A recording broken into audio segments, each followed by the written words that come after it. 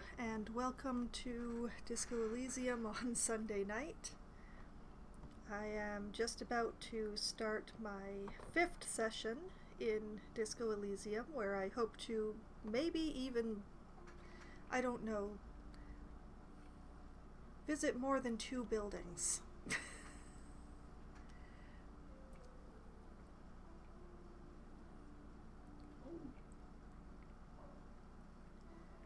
So,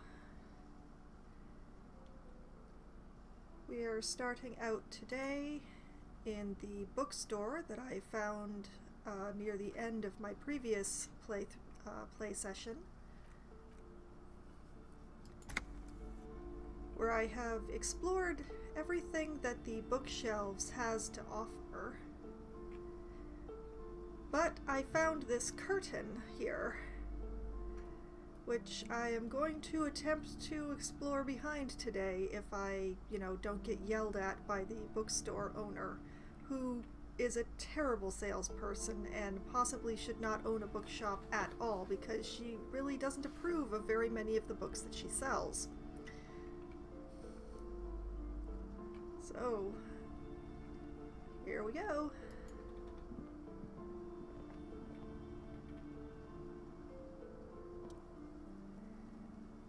Closed curtains. You see a set of tattered curtains blocking the way to another room.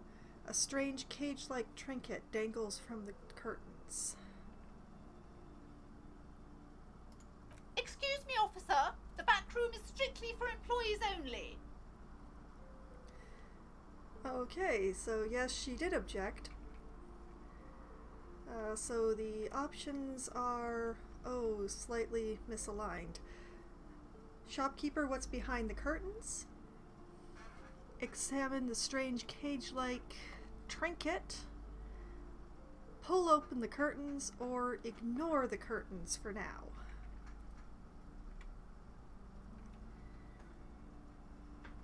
Okay, I will ask her what's behind.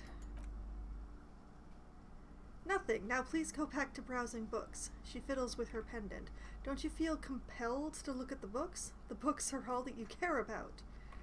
I'm starting to think that the pendant that she keeps playing with is supposed to be some sort of voodoo charm that makes customers custom.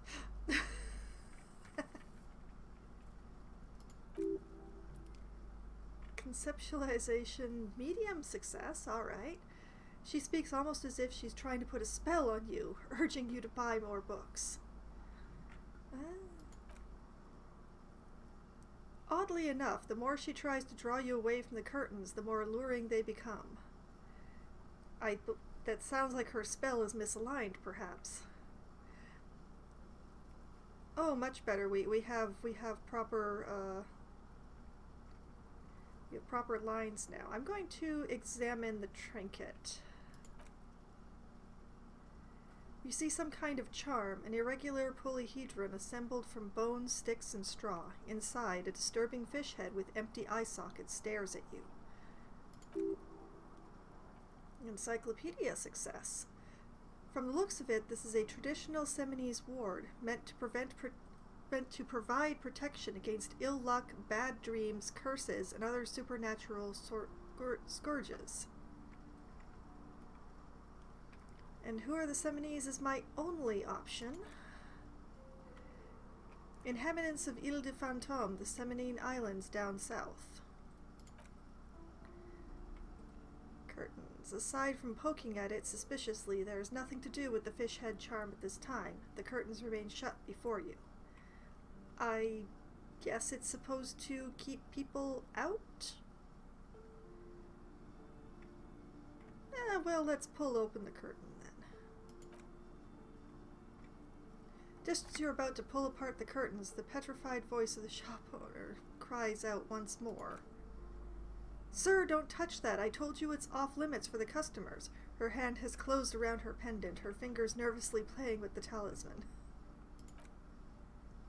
Parapsychologically speaking, we're done if you decide to open them. I won't be held responsible for the consequences. It's too dangerous. What on earth?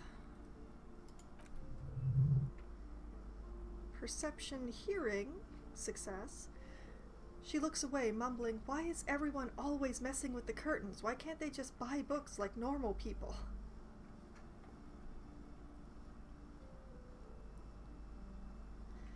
Oh, many options. This is about the curse? That's why you're afraid? Ma'am, this is different. I'm a police officer. I need to get him there. But I sense this place calling for me. I must investigate beyond the threshold. I don't care. You can't stop me. I'll open them. Let's a continuation of the opening attempt. Or, all right, I'll think about it for a while, which is also a continue. I believe I will swing the weight of being a police officer on this one. Ma'am, this is different. I'm a police officer. I'm investigating. Why? It's not like anyone was killed there. She stops abruptly as her hand flies over her mouth, baffled by her own bluntness. I am sorry. I don't mean to be so impolite. Just please don't go there. I can't allow that. You'll only make things worse and unleash the powers.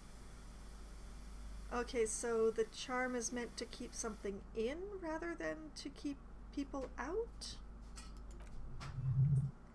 Savoir-faire. The curtains do seem frail suddenly, not robust enough to contain a slippery darkness. Huh.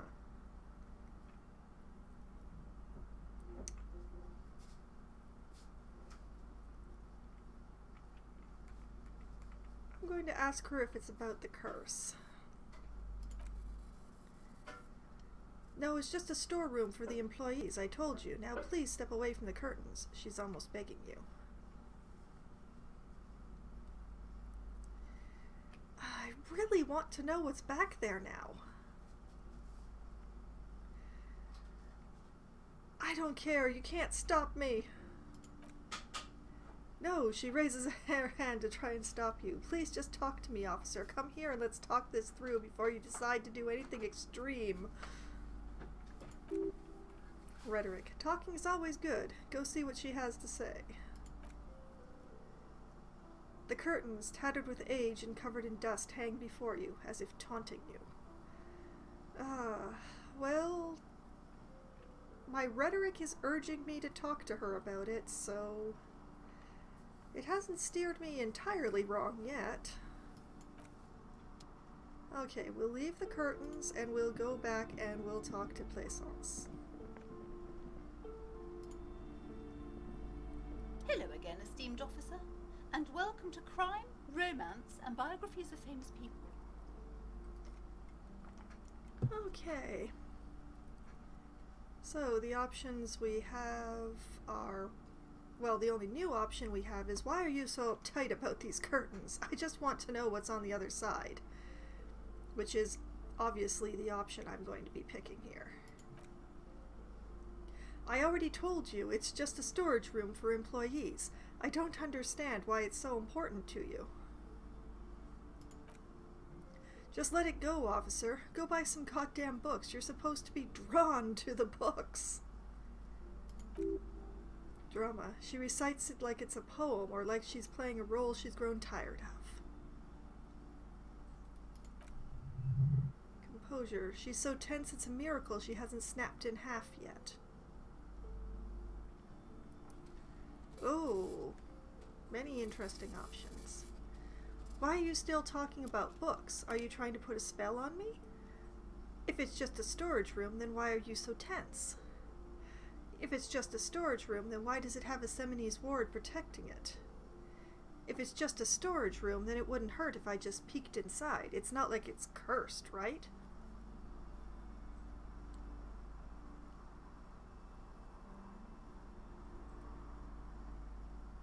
If it's just a storage room, then why are you so tense? I'm not tense, I'm just... She wavers under your gaze, mouth pressed into a tight-lipped frown, then something breaks. Okay, fine. It's because this place is cursed, just like everyone said. They don't call it the doomed commercial area for nothing. Are you happy now, officer? Happy that you've ruined everything? She closes her eyes and starts mumbling something to her pendant. Perception. Success. Host of hosts, she prays, guard me in my honest business venture from the curse that lurks behind the curtains. Okay. How does this curse manifest itself?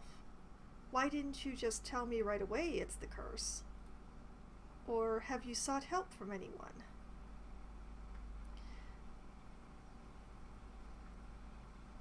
How does this curse manifest? A shiver runs through the woman as she looks around the dimly lit store. The curse, it's so much worse than you can imagine. It's a disease, eating at the very foundation. Her voice drops to a whisper. It's the curse of financial distress, of ruin and bankruptcy. She peers at the curtains again. Okay, I'm a little confused. What does that mean? Ah, Annette mentioned that the previous tenants had experienced some financial troubles. Wait, that's it? I was hoping for something more paranatural. Ah, Annette mentioned that. She did, last week. It's not just that, officer. We're dealing with something supernatural here. It's the cacodemons feeding off bad business practices and disappointing income statements. Cacodemons. Uh-huh. There's something wrong with this building, I can tell you. Ever since I arrived, I've sensed an eerie, lingering presence, as if I was unwanted here.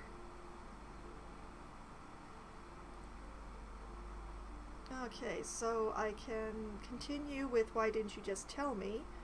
Ask her if she's sought help, or two new ones. Would you like me to take the case? I could investigate, see if this curse is real, which is a conclusion.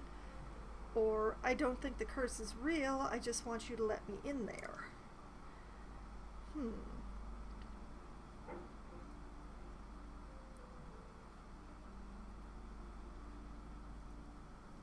I'm going to have to take just a moment here. 1 second.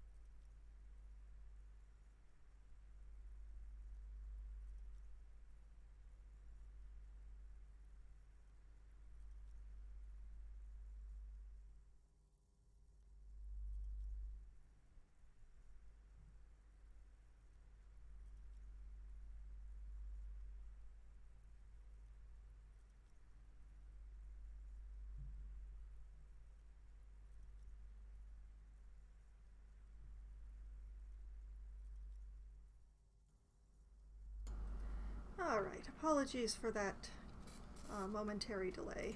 I am back. Okay. I'm going to ask her if she sought help.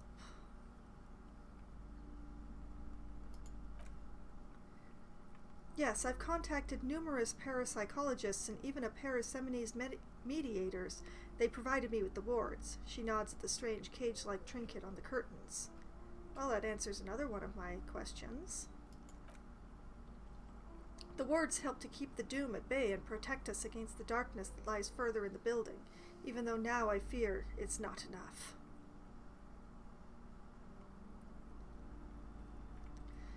Okay, so I still have the option of asking her why she didn't just tell me it was the curse. I can ask, is your pendant part of the wards as well? And point at the necklace. And yeah, the two conclusions.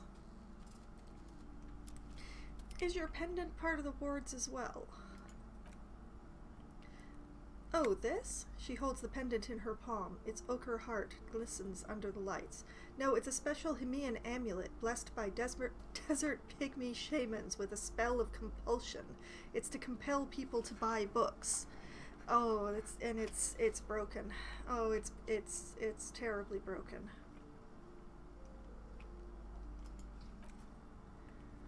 There are numerous spells cast throughout the store. I had the books anointed with different inducement spell, for example. She nods. It's guaranteed to boost sales 15%. 15. They're very carefully hedging that their spell is not actually that impressive.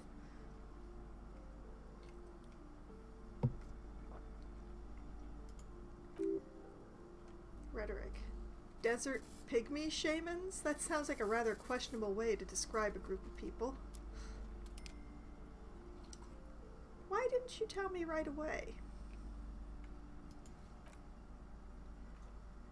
It's not good to talk about the curse, not in detail. The negatives in... She shivers. It's dangerous. Talking about the void race angers them. Void race. We have all sorts of new concepts spilling out of this woman's mouth now.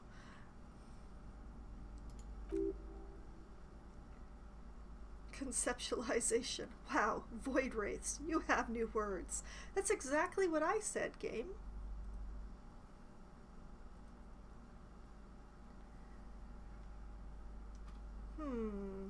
Well, I can offer to take the case and investigate, or I can say that the curse isn't real, I just want back there.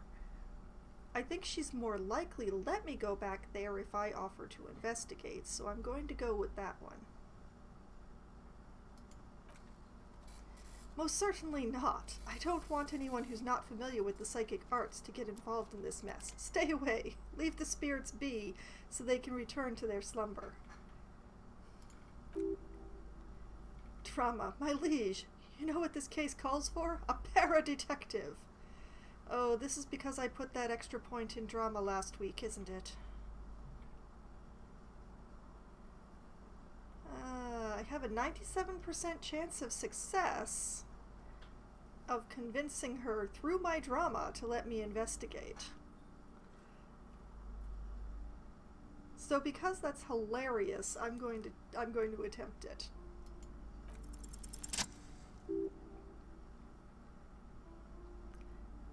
Slither up to her, you silver-tongued fiend. Show her what world-class perfidy looks like.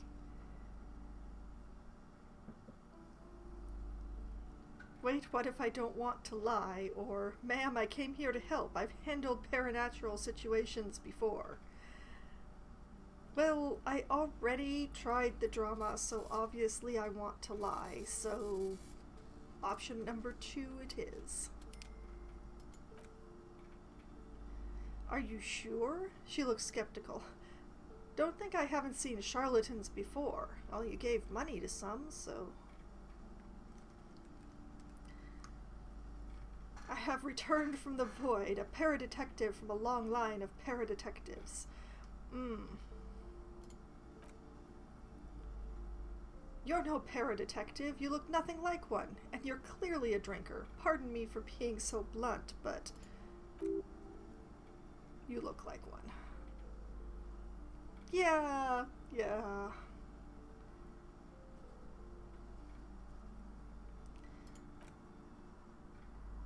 The lieutenant keeps his usual stony calm. He silently picks out his notebook. I admit I've had my share of drinks, but only because the spectral realm is parapsychologically taxing. Oh.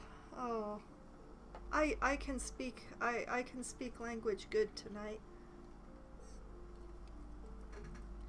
You see, it's necessary to drink the spirits in order to contact the void.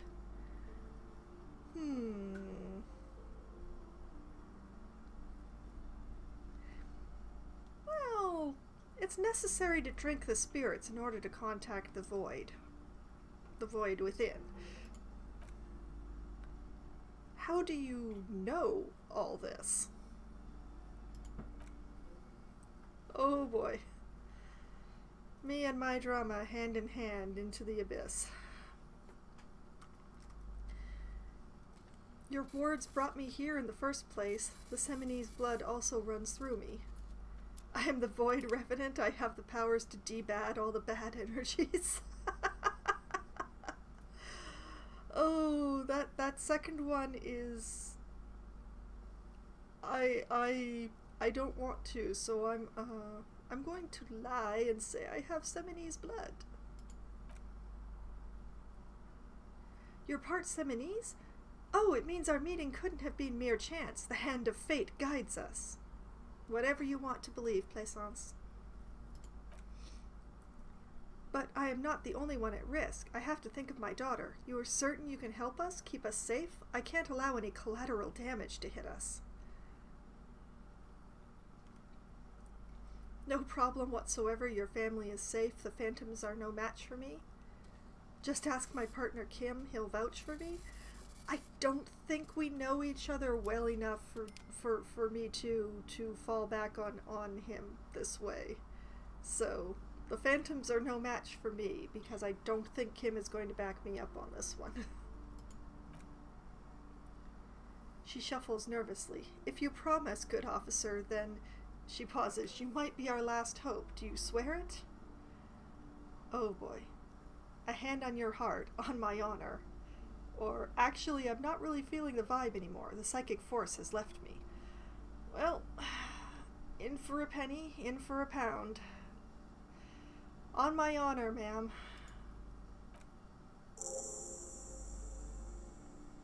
Thank you, sir. A timid sigh of relief, followed by a cautious smile. There's one more thing I haven't told you about. The entity. Maybe I should have asked more questions. Maybe I fell face first into this whole thing anyway, and, you know...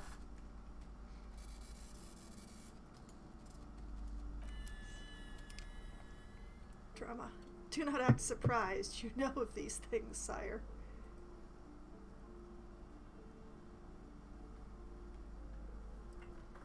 Okay, so we have the entity, or, of course, the entity. Close your eyes, for I have sensed its presence. No, let's ask what she thinks it is. Yes, a malignant entity that lives inside the chimney. It takes the form of a woman, a witch most likely. She or it must be connected to the curse somehow. Alright. So, chimneys aren't big enough for that, or chimney, the passage between heaven and hell, of course. Well, there's no way that any chimney could be too small for an entity, because entities are, well, just the nature of entities. So let's bullshit a little. Passage between heaven and hell. Yes, that chimney is part of the building's central furnace, and it's enormous. She has barricaded herself behind some metal security curtains. God knows what she's doing there. Sounds less and less entity-like the more she talks. Ooh, key to the bookstore's back door. Nice. Some unnatural magic, I assume. She shivers. You should go find the entity and ask what happened to all the companies in the building. What is the source of this curse? Here's the key to the warded door behind the curtains. Take it. Aha, there's a locked door behind there, so...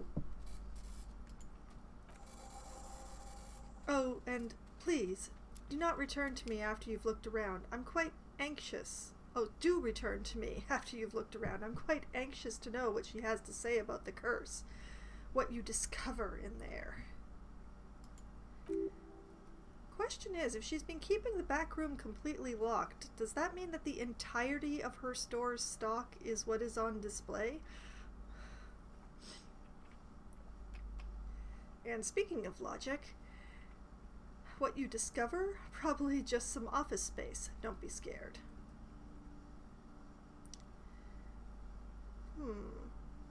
Let's ask her a few more questions while we're here. A few more questions about the curse.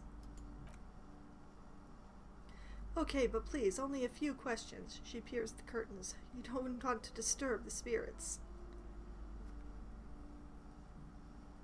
Oh, they're all the same questions that I asked before.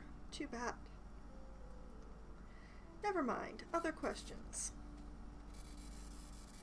The woman looks aloof, her features much softer. Occasionally she glances at her daughter's silhouette. Okay. Farewell for now, book peddler.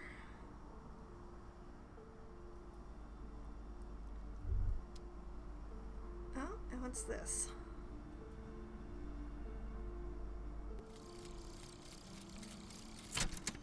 Oh, I completed the thought about Guillaume de Millon. Bad news. Guillaume de Millon did not become a cop. In 1938, he went on a tour to the Elysium province in Safra, where he died of autoerotic asphyxiation. Autoerotic asphyxiation. Oh, words. What even are words tonight? His body was found hanging from a decorative dragon tree in his junior suite, amid drug paraphernalia, unwholesome objects, and the Sylvia Traynor single Wonderland skipping in the background. And yes, you can take this as a metaphor for Revcol in the 30s, and also as a warning. +1 to pain threshold, blood oxygen is boring, and all psyche learning caps raised by 1. Okay.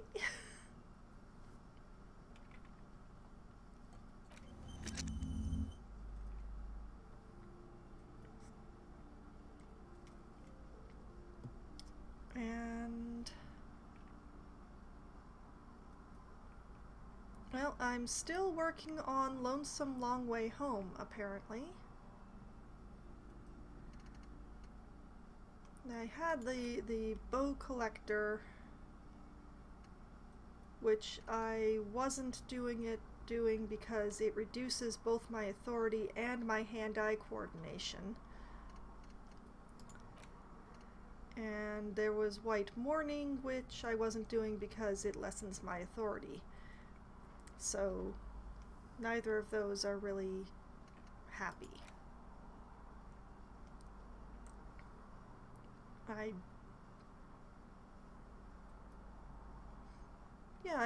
I think that working out Guillaume there was a good plan. In so much as I plan anything while playing this.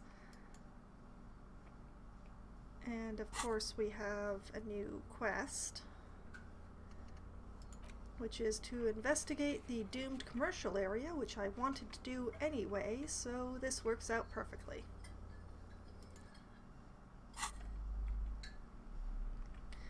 Okay, that was very helpful.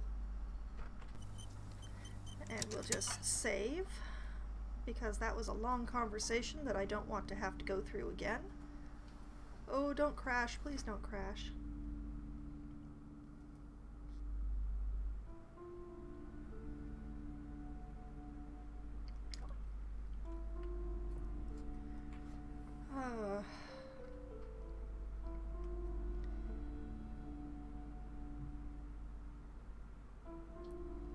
It was running fine just up until this moment.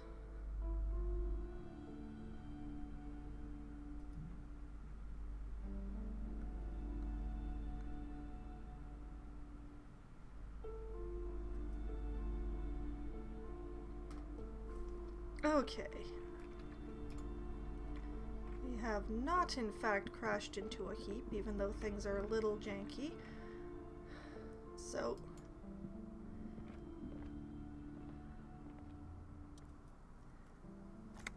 see a set of tattered curtains blocking the way to another room. A strange cage-like trinket dangles from the curtains. So, here we go. Pull those curtains open.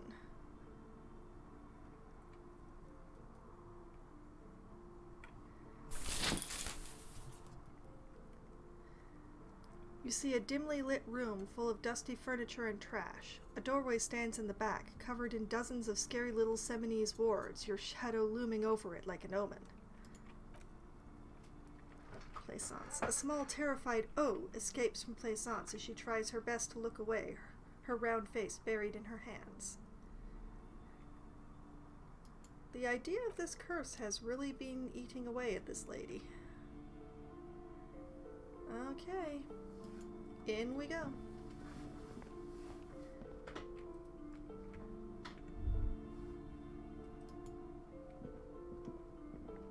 Okay.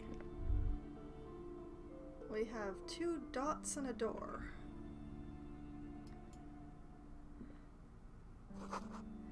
Ghostly silhouettes of hair dryers.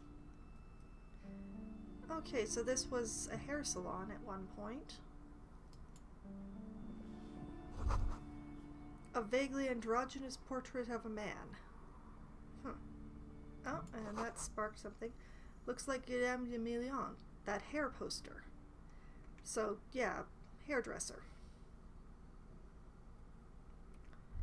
Anything else besides that door? Nope.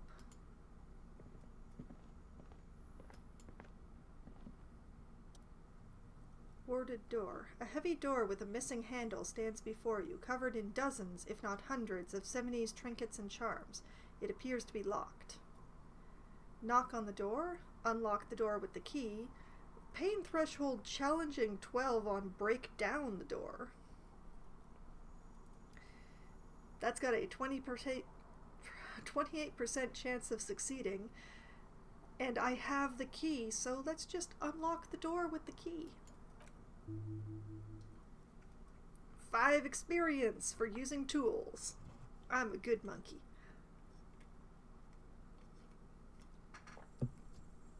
After exerting some force, you manage to turn the key. It's eerily silent. The door slides slightly open, letting a draft of cool air into the room. Options are, Kim, maybe you should go first, or open the door and enter. Well, this was all my idea, so open it and go in.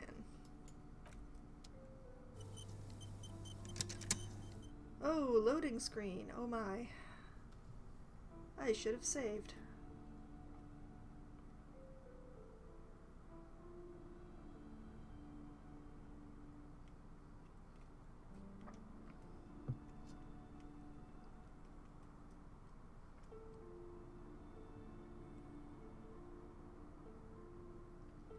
Come on, game.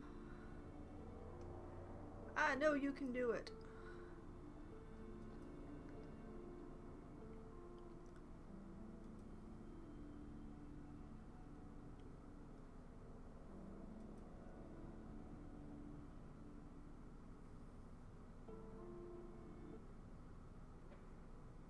Oh, that was strange.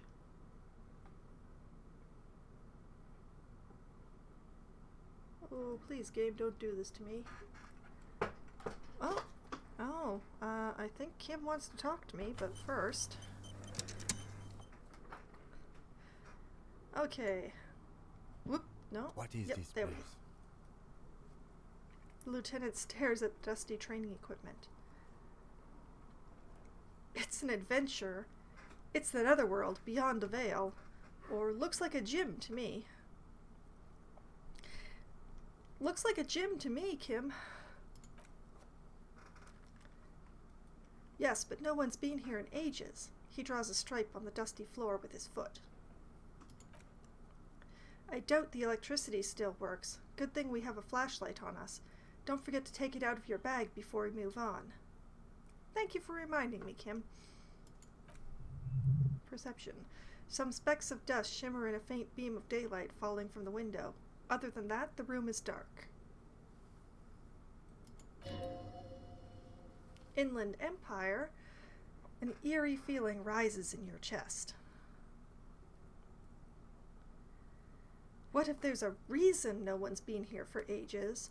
Or let's just keep going. I'm sure it's just a regular abandoned house. Nothing mysterious here. Well, the reason nobody's been here in ages is because this door has been locked and warded the entire time.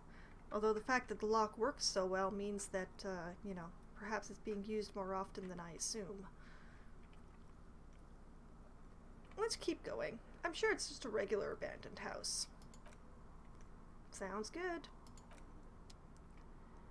And now that I've been reminded, let's see if I remember how to equip usable ape pen, handkerchief, cassette case, nope. Oh, tools.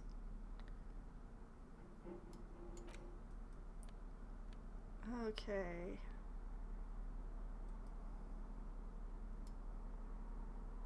Let's say held left. Yeah, that works. What is this? Oh, that's the ledger. Oh my, his hand moves with the cursor. That's awesome. Oh, his hand really does move with the cursor. Oh, that is amazing. That is absolutely enthralling, actually. Oh, so many things.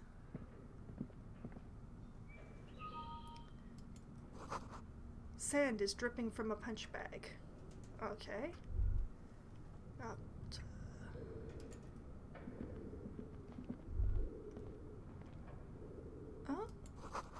Smells like leather and sweat. Well, let's try this thing.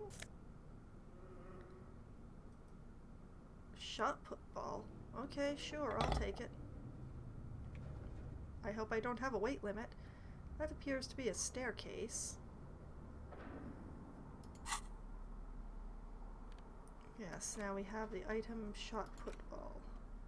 A ball used for playing shot put. You feel like you should hold on to this and make good use of it. To sell such a beautiful old school sports equipment would be a sin. But it's worth $4.50. Well, real, whatever. Sigh. Okay, and there's this. The poster says, Citrius Fortis, the rest is worn off. Citius Fortis. Okay.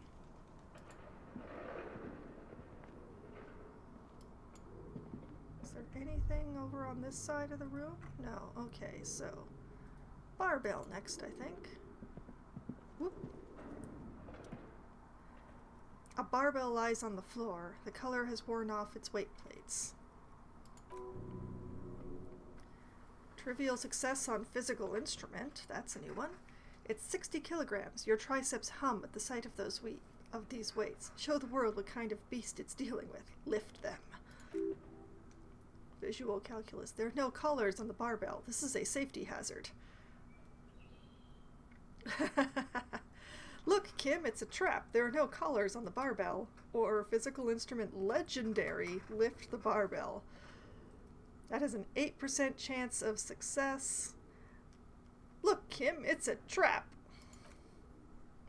You're right, the weights may fall off. Better to not touch it then. What kind of a bastard would just remove the collars? It should be a felony. Or, actually, I don't really care about safety hazards. Well, I'm a cop, so I'm going to pretend that I care. What kind of bastard would just remove them? It would be a violation of EPIS safety regulations if the gym was still operating, but it isn't. No one's supposed to come here anymore. Still on an 8% chance on lifting that sucker, which I am not going to do because if I spend the rest of the game limping, I'm going to feel really bad about that. Leave. Whatever this is. Worn out wall bars. They look unsafe. Agreed, but, non-worn out wall bars look unsafe to me too. Let's see. Anything else? No, just the stairs. Okay. We save, and we go up the stairs. Oh, it's dark in here.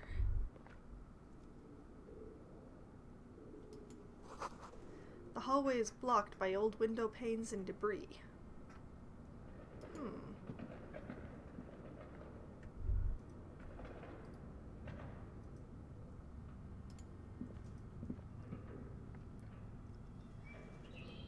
There's all sorts of strange noises back here. I hope I have the game sound turned up high enough to...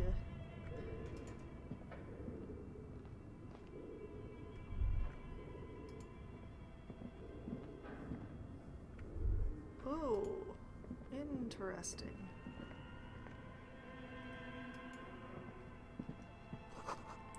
A large demijohn full of strange liquid. Wild animals stare at you in the dark, stuffed and mounted. Okay.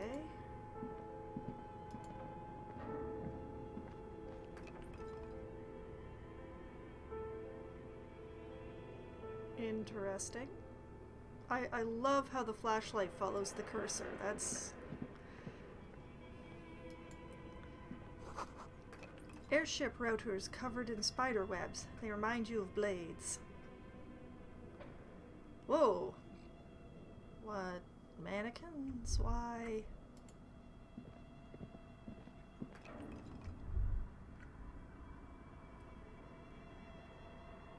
What?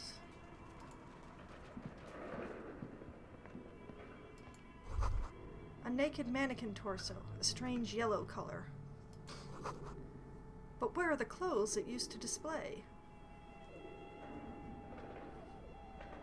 Okay, well, let's try this. Oh, nice. I'll take that.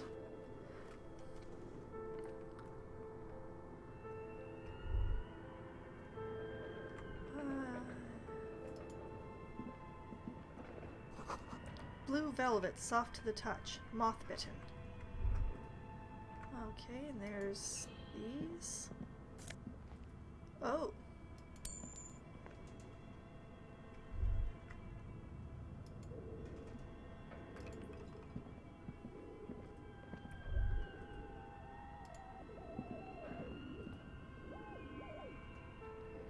Okay. Skis with slipstream printed on the laminated top layer.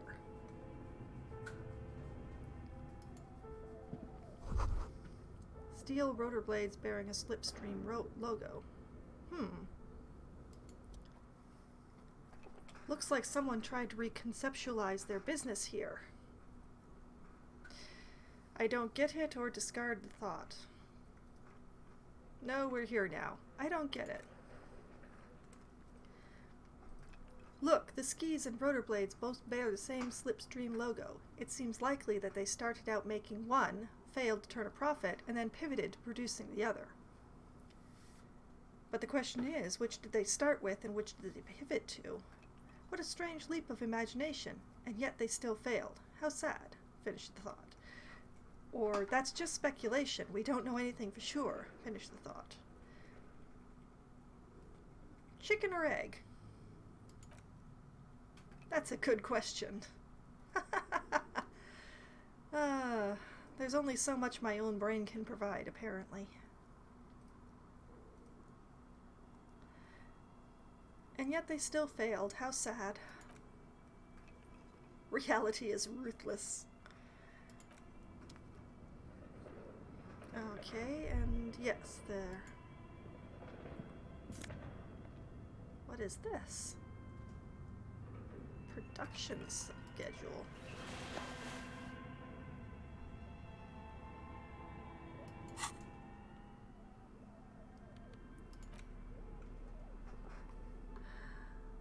The cube-like crisscross of filaments feels oddly fragile in your hand, its intricate structure covered in dust.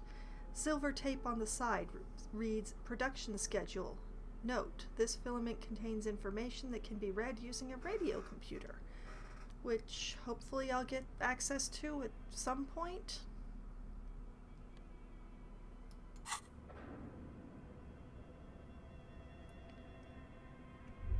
Let's see, is anything else light up in here? No? Okay, back out again.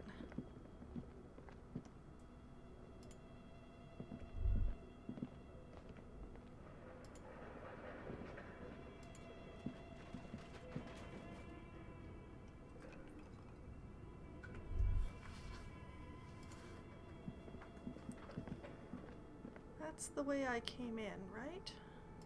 Or is that a... I think that's something else. But first...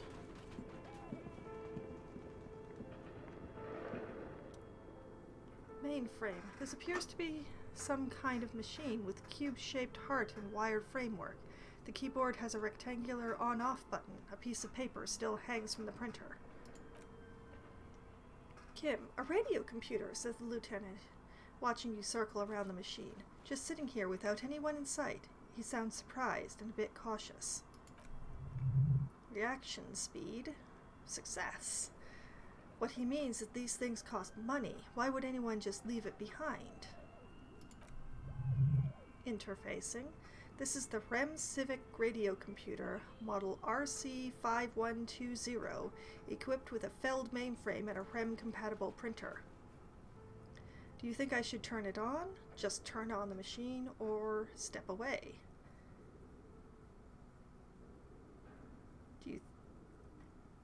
Let's try turning it on. Just turn it on. The machine lights up like some prehistoric animal stirring from its slumber, revealing viscerant play and print keys on the keyboard. The hatch on the machine's central compartment is wide open. Let's look inside the compartment. Oh, that sound. It's empty like a beehive without its brood. Some cables have been left dangling, disconnected. Interfacing. The filament you have would fit perfectly inside the compartment. Sure. Insert the production schedule. Like a smooth drawer, the filament slides into place. On the keyboard, the play key starts blinking. Press play. A bar of fabric right above the keyboard starts producing a soft hum. The sound of static creeps through the machine's planar magnetic driver. The static gets louder, slowly filling up the abandoned hall, until a voice speaks out, crackling and old, cutting into the air. East Insulindian Repeater Station. Good afternoon. Fortress accident on Rue de Saint-Ghislain. This is East Insulindian Repeater Station 1. Please repeat. Is this the production schedule?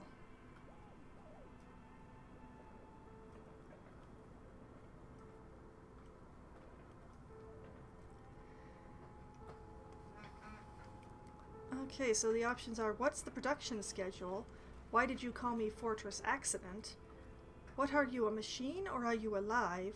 Or, that's all for now, and turn it off.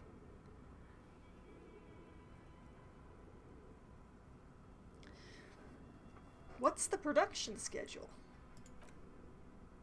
The filament you have inserted into the reader.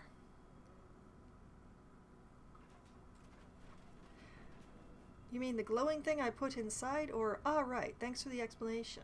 Well, I think that since I recognized the radio computer and, how to work it and what kind it was. Ah, right, thanks for the explanation. That was a question. Have you inserted it into the core? Well, yes. I didn't know, or I swear I haven't touched anything. Let's just go with yes. Good. Please repeat the password. Logic. Password. Of course it would have a password. That's why there's a human administrator involved.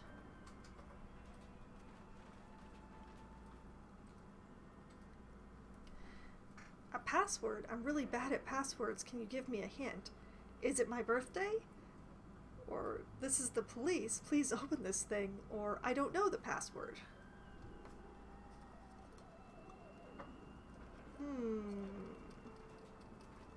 I'm really bad at passwords, No.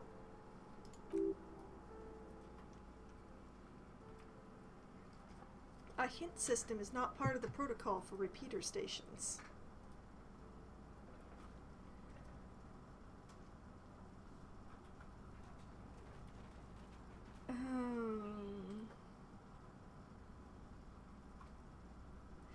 I'm torn between saying this is the police or saying I don't know the password.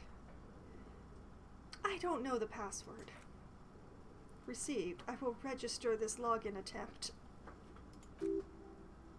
Don't worry, passwords have a way of turning up sooner or later. Fortress accident. Is there anything else I can do for you today?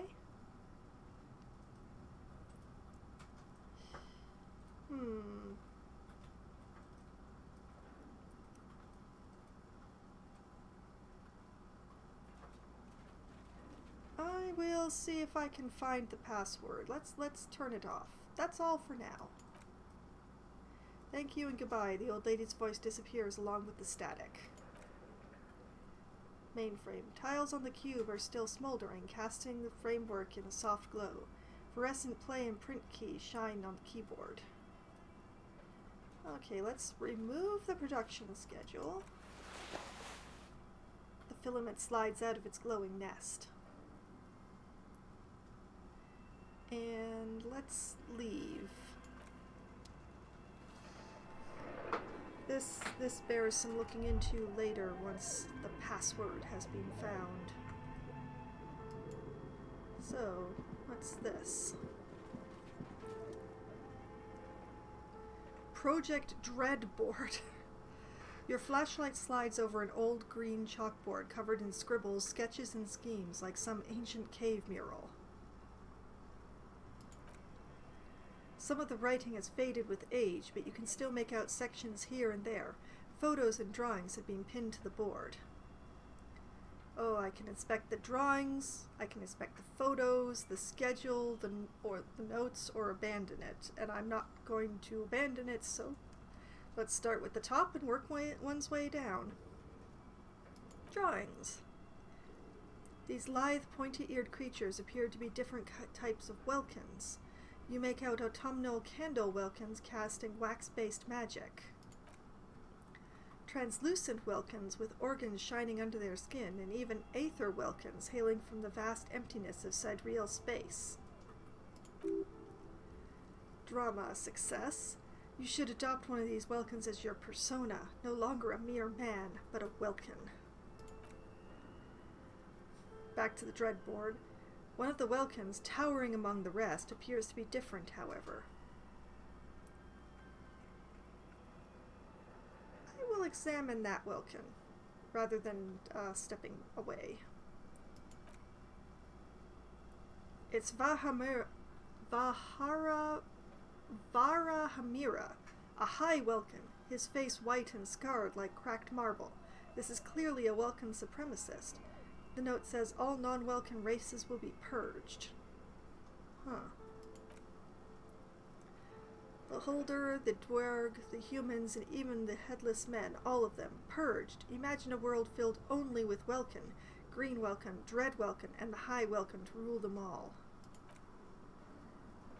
The lieutenant can't help but comment. An inordinate amount of time has gone into drawing these little welkin creatures.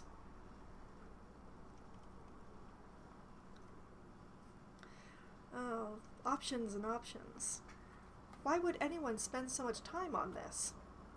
Who are these creatures? Who drew them? Are they real? I have so many questions. Whisper, one of them is a welkin supremacist. Or, well, this has been educational. Let's move on from the welkins. One of them is a welkin supremacist, Kim. Political commentary. That one has a great beard, too. The lieutenant nods at the welkin's facial hair.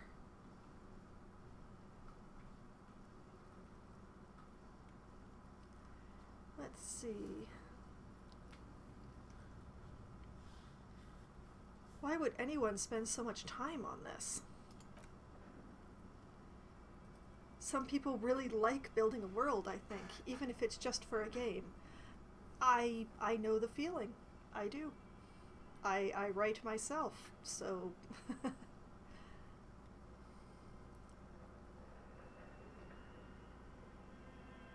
Who are these creatures? Who drew them? Are they real? I have so many questions. This looks like concept art for a project. It's not really real.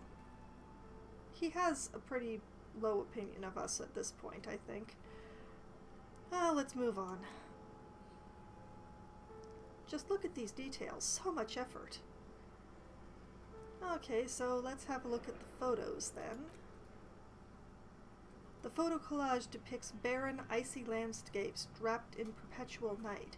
You see permafrost and glacial landforms, dead trees groaning under the snow. Entire oceans have been frozen from shore to shore. There are pictures of settlements on dried-up riverbeds abandoned in a storm, animal corpses in the dark, carcasses and bones. Encyclopedia. Success.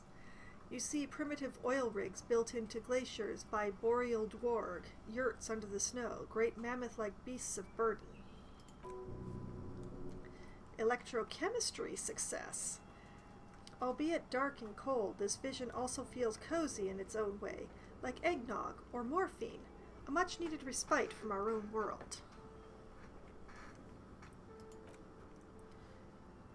And back to the dread board. A pinned postcard reads, "The heat death scenario. A desperate fight for geothermal energy engulfs the world as Wirral becomes untethered from its sun, drifting through the universe." This has to do with those game books down in the bookstore, definitely, but...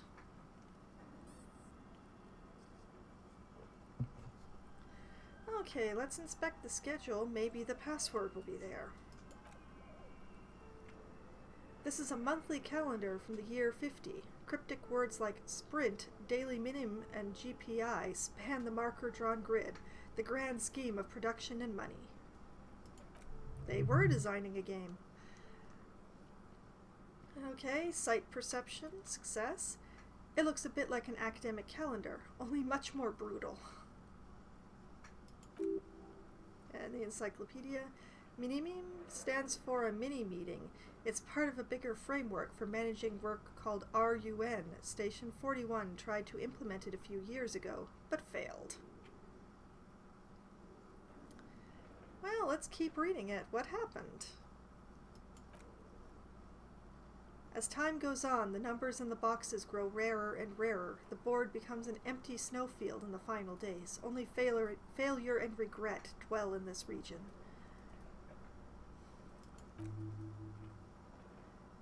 The lieutenant looks at the frigid ice field of nothingness and concludes, "Looks like they didn't make it." A note in the bottom left corner of the chalkboard says, "See the production schedule filament for details." Well, I would, but maybe the passwords is in the notes? Inspect them. The handwriting is only partly legible, but you can still make out 3 slogans. Call in, tune out, we're all untethered, and heat death of the universe. Perception. The full text reads, "Heat death of the universe is the new black." Another note says, "The biggest advancement in role-playing systems since the 30s. Huh. Well, that's everything. I'm not sure if the password is in there. What else have we got?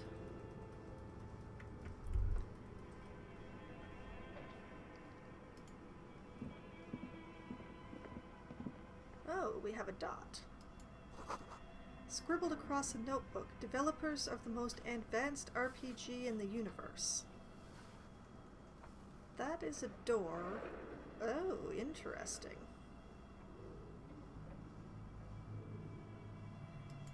That looks familiar to my writer brain. Frequency fireplace. This old fireplace is covered in lines drawn in blue and red marker, the mesh spreading over the stone like blood vessels on alabaster skin. It looks ghostly and strangely ancient.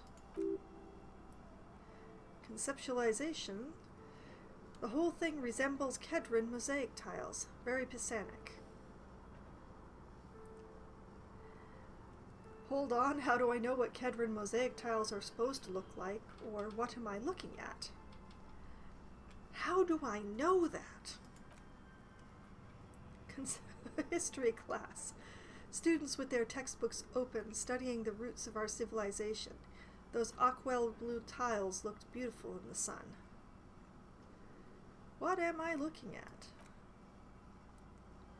Radio frequencies, it seems. UKV 123.6, UKV 123.7, UKV 123.9. Some written notes too, sparse and cryptic. Radio frequencies for what? Unclear. It looks like a cardiovascular system split into veins and capillaries. Very advanced. So we're dealing with something medical here? This must be an elaborate piece of art. Of course, narrow your eyes. The anatomy of the curse.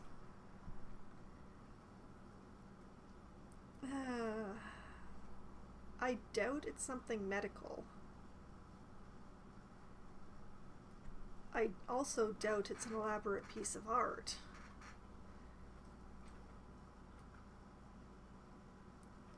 But it also makes me sound like a kook to say that this is the anatomy of the curse.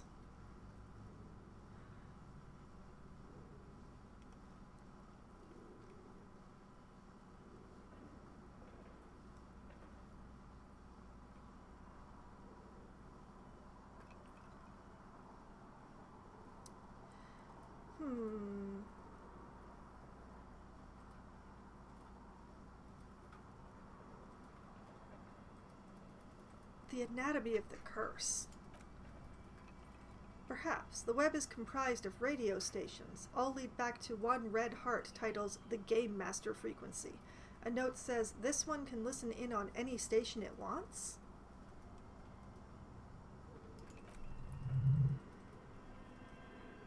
Interfacing. They must have had massive air width. These things don't come cheap. Wait, who's the game master? Or if it's a game, then who's playing? If it's a game, then who's playing? Whoever decides to call in to a call-in station, it looks like. Perception. A list of names under the station suggests people across 6 Isolas would be playing. Mundi, Insulinde, Katla, Grad, Samara, and even Ilmara. Logic. There's no way a little basement studio working here could pull anything like this off. Kim. My God, Lieutenant leans closer, his finger tracking the maddening rhizome. It's as if the less money they had, the more ambitious the project became. The cost of air width alone must have been huge, or why do you say that? The cost of air width alone must have been huge. Got experience for that one. Exactly. He nods at the calendar on the chalkboard, wiping his marker-stained fingers clean against his jacket. This schedule, I know doom when I see it. The company was running out of funding. What else? Squint at the lines. Nothing. It's just lines on marble, an echo from times long gone. No one has used this fireplace in ages.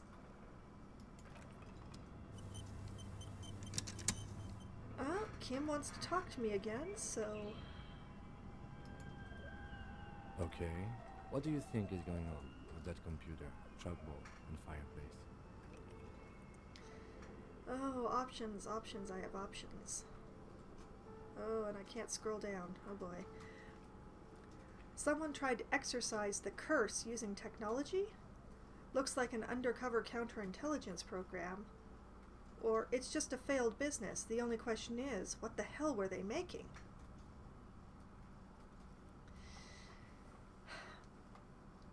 I don't know. It looks both like a game that ran out of funding and money and just could not continue, but it also looks like an undercover counterintelligence program.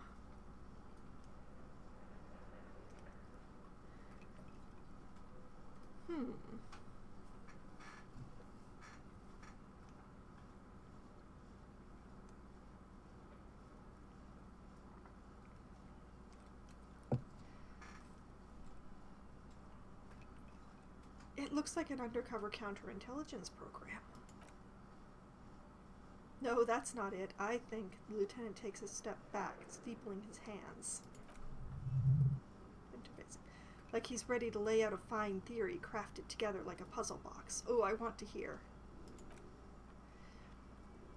It looks like one of these popular pen and paper role-playing games, only these people are trying to automate it, make it work on radio computers. People do that? Role-playing games on computers? Oh, I've never heard the like.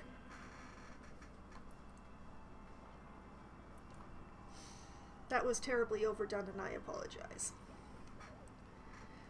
Okay, how were they planning to do that? Has anyone ever done this before? And this was a role-playing game? What do you think happened to the company? Or just wow and conclude?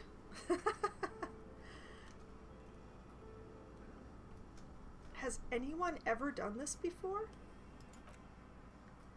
Not to my knowledge. They make automated games in Grad, Messina, Konstantin, places with industry. Rhetoric. Not in Revicol West, among the ruins. Yeah, this place appears to have had a war roll over it, and it just never recovered. Kim. But I don't think anyone has attempted to create an intersolidary game before. We just don't have the technology. How are they planning on doing that? Through call-in stations, he nods at the fireplace. None of the players have to be physically present. Anyone in the world can participate in the game as long as they have a two-way radio.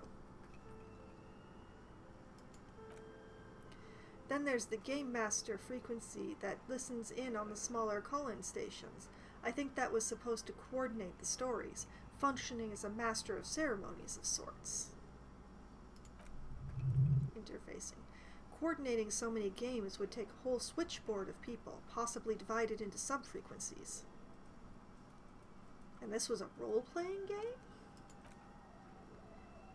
Indeed, those Welkins are a dead giveaway. He points to the chalkboard. Role-playing people love that stuff. The world looks like a modified version of the We're All board game, with heat death thrown in. Conceptualization. Super cool! Someone should give them millions of real immediately. This game is too good to be left unfinished. I sense the hand of a game dev. Just a little. Just smashed right over that text. What do you think happened, Kim? I already know, but I'm going to ask. No idea. They stopped filling out the schedule on the chalkboard. You already said they were running out of money. Wow. Indeed, it's ambitious and untethered from reality, but Lieutenant tilts his head, thinking, ooh, many options. They were insane if they thought they could do this. It was just a play to cheat money out of their investors' pockets. The curse got them. I see no other explanation. The world is cold and lonely. This would keep it company. Let's finish it. Do we have any money? Let's give them more money so they can finish it and make it even bigger.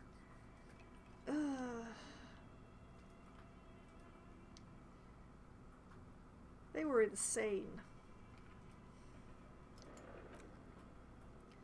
Yes, especially in here. The lieutenant looks around the derelict room. The pipes howl and a rat crosses the floor in front of your feet. Okay, he concludes. Let's keep moving. Okay, that's a door.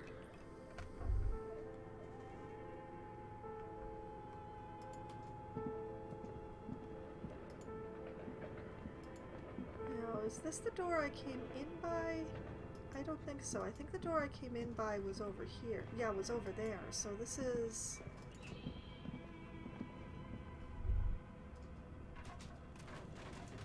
Ah, okay. Okay, we'll leave that other set of stairs for the moment. We will go and stand by this door. We'll give ourselves a quick save because that was a long conversation that I'd prefer not to repeat. Through the door.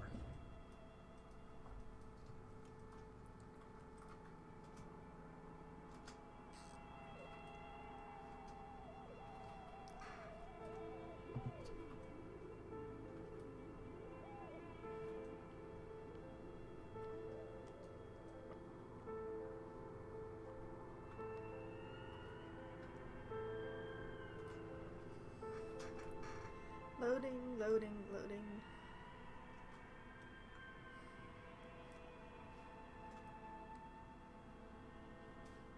It's got very long loading screens, this game.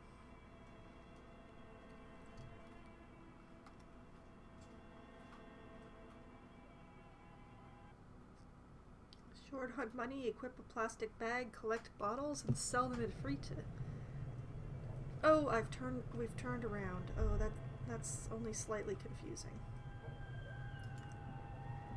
It's harder to see things now. Okay, well we have this. Oh, more of the morale medicine and money. Excellent.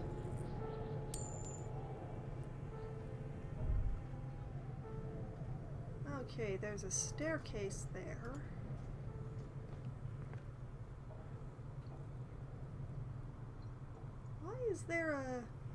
Why is the bear's eyes glowing?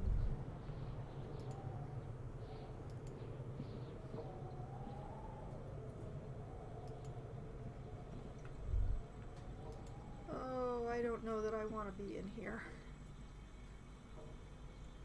What is going on here? Ice bear fridge. You see a terrifying ice bear with a strange compartment in its belly. The door is covered in frost and the bear's eyes are glowing red. That is significantly bigger than our polar bears. And that's concerning. Visual calculus. The bear looks oddly realistic. Is it taxidermy? What is this thing? It looks like a giant ice bear. Crack open the door or back off. Oh, so they're not normally that big? What is this thing? It looks like a giant ice bear. The lieutenant doesn't answer. His eyes are glued to the animal. A sharp slice of light shines out from its mysterious belly door. Yeah, the way the eyes glow is kind of freaky. Well, let's try opening the door. Open that door. A gust of freezing cold air rushes to greet you. You hear a low grumble as the bear regulates itself. This is the inside of a refrigerator. Kim. The lieutenant takes a peek inside. His hand has found the holster of his gun. His gun, which is not loaded, by the way. Relax, Kim. It's a fridge, or look inside the refrigerator. I'm not going to fault his instincts. I'm just going to look. The shelves are empty. All you see are crumpled ice cream wrappers with the brand name Revocol Ice City. A handwritten note has been attached to the door. The fridge is huge.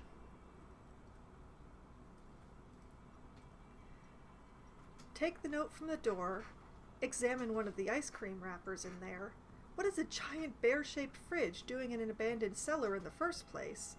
Why do certain things in here have power when the rest doesn't?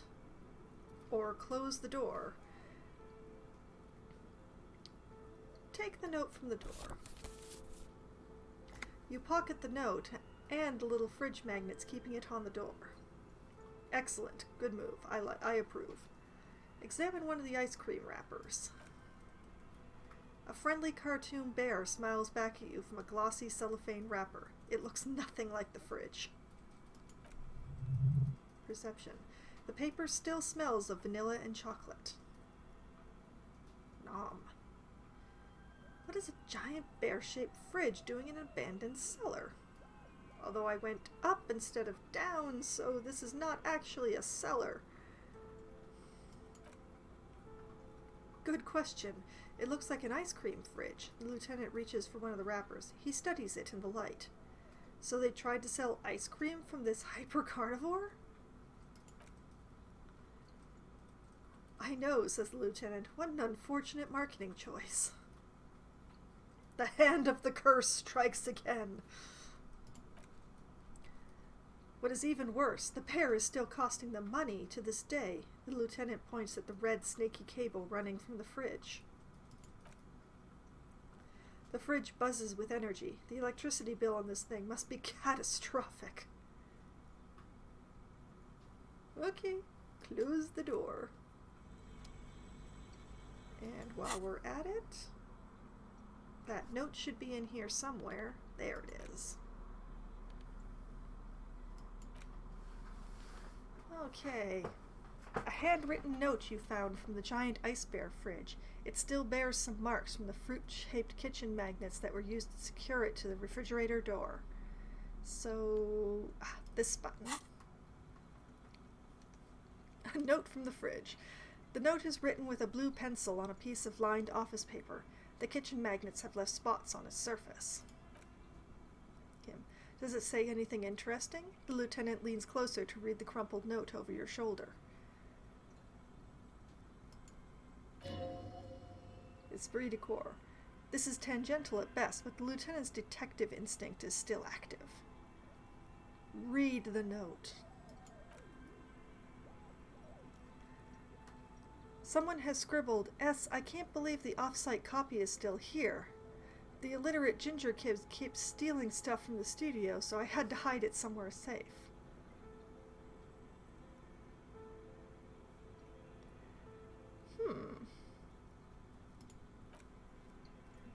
You'll find the filament memory with the off-site copy in the frozen ice cream maker. Please take it home ASAP, it's important. I'd do it myself if I lived in a civilized place with a freezer. Take care, Suusla.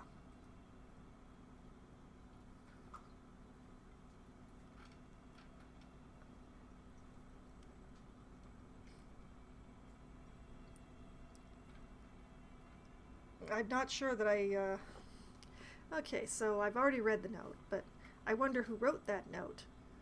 Remind me again, what's a filament memory? Who's the illiterate ginger kid? Do you have any idea where the frozen ice cream maker could be? Or put the note away? I suspect I know, but who's the illiterate ginger kid? Really? The lieutenant looks at you with the corner of his mouth curved into a smug grin. You don't have a single guess? You mean Kuno? Or no idea at all. You mean Kuno? Oh, I'm sure that child would love to get his hands on a filament memory, even if he doesn't know what to do with it. He'd probably try to pawn it for speed, based on our encounter. Yeah. Do you have any idea where the frozen ice cream maker could be? I don't know. I assume it's somewhere close to the ice bear fridge.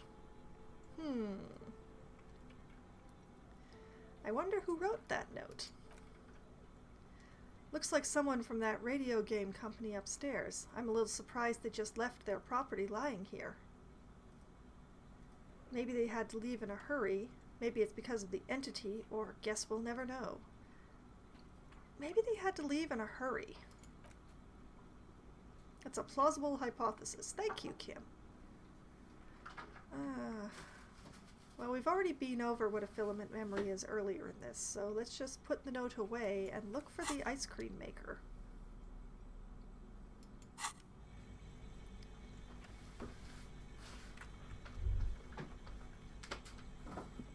It must be in this room.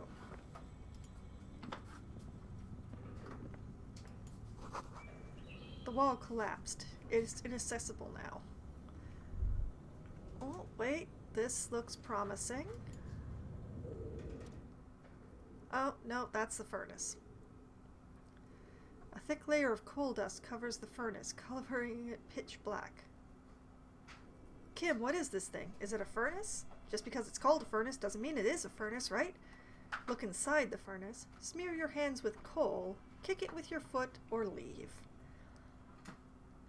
Look inside. It's dark and grimy here. In the darkness you can hear chatter. It's coming from above. a voice or several voices talking to each other near the spoke chamber upstairs.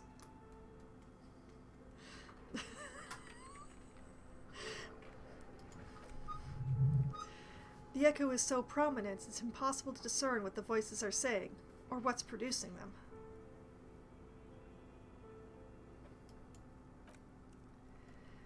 "What are you doing?" the lieutenant asks when he sees you climb halfway inside the furnace. "I'm hallucinating, or maybe it's the entity. I hear the murderer of the hanged man talking. I'm not sure, Kim, but I think I can hear someone talking upstairs." Let's go with the least crazy sounding one and go with, "I think I hear someone talking." "Wait, really?" He looks up at the ceiling. "We should investigate, see if someone's upstairs." Okay, so that we've added the concepts of those voices I heard. Maybe it's the malignant entity? Plaisance said it lives in a chimney. Or a physical instrument medium yell hello into the furnace. There's a 42% chance of success, whatever success means in that one.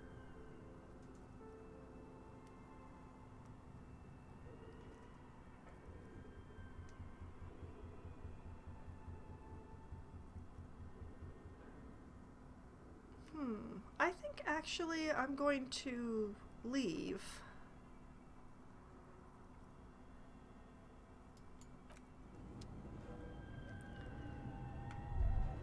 Because I was planning on investigating upstairs anyway. After I have a good go around this room. What do we have here? An ice cream maker, defrosted and unplugged. Aha!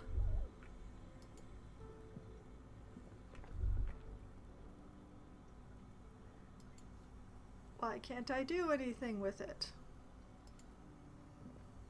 Oh, what's this?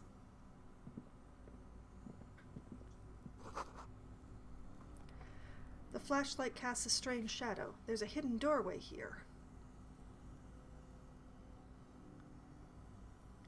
Hello, Ezra.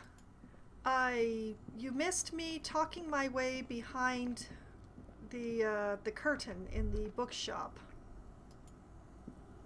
Whoop. 2 rusty rifles are hidden above the piping. They look inoperable. And I have been exploring the space, the massive amount of unused space back there. Found a game studio trying to make a computer game in a era that has no computers. As well as an unused gym and a furnace in which I can hear people's voices. Someone has stuck some busted guns beneath the ceiling. Guns, huh? What's this here? A hole in the wall. A few bricks have fallen off, revealing a compartment behind the wall. It's too dark to see in. Where are we? Look around the secret room. Or look, there's a hole in the wall, and shine light into the hidden compartment. Or leave, which I couldn't click on even if I wanted to because the game will not scroll down. Where are we? Seems like an old bunker from the Revolutionary period. Look at all those rifles. He points at the rifles under the ceiling. Must be an old weapons cache. Look at the hole in the wall.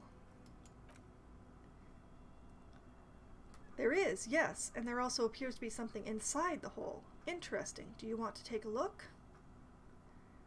I do. I'm going to look inside. Your hand reaches deep into the darkness and spider webs. Rummaging around, you find rusty rifles hidden away. Rifles, Kim, or inspect the rifles. Inspect them. Most of them are rusty and inoperable like the rest, but one catches your eye. A bolt-action model with a fine wood stock, in better cosmetic order than the others. This one looks nice. Antique Belle Magrave rifle is now mine. An old Belle McGrav from the Revolution, the lieutenant notes with approval. His eyes are gleaming. Seems to no longer be functional, but still a beautiful thing in its own way. What does this mean, a rifle here? It means there are firearms, albeit inoperable, still lying around in Martinez. It's an interesting coincidence, I would say. Might come in useful in the future. Dun dun dun. Empathy. He likes the find. Yes, he did. His eyes were gleaming and everything. Okay. That was fun. Also, I found out that if you equip the flashlight, the flashlight actually moves to follow your cursor, which is amazing.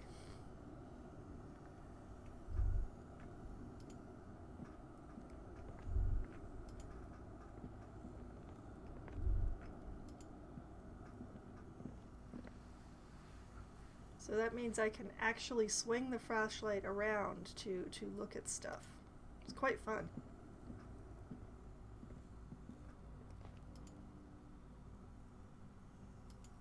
What's this over here?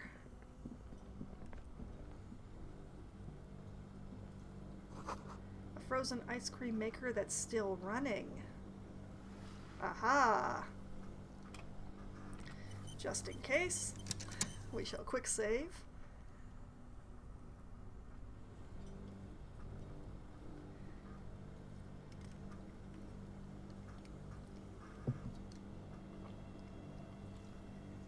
Yep, and there goes the game freezing up again.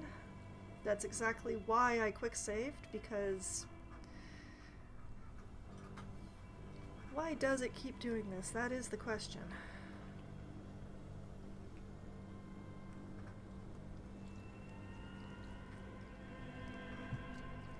Okay, let's open her up. This orange machine is buzzing like an old submarine. It has a hand-cranked ice cream churner on top and an electric freezer that appears to be frozen shut. I have the option of turning the crank, trying to crack open the lid, or leaving. Let's try to crack open the lid.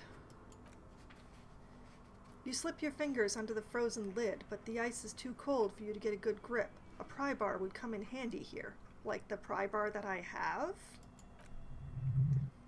No, this is going to need something else. Some kind of super pry bar. Don't even try to open it with a regular pry bar, you're just wasting your time. If you want to try again, then you need to have the pry bar in your hand, detective. Equip in your inventory by dragging the pry bar into your held slot. Okay, okay. We'll go to the inventory. The gun is an item rather than usable. That's interesting. Now let's see. Tools. Here's the pry bar. And into my right hand it goes.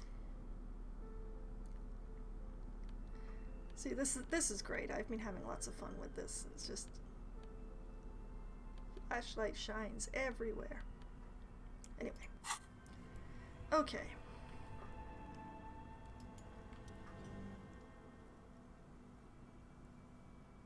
Ooh, 3% chance with this pry bar.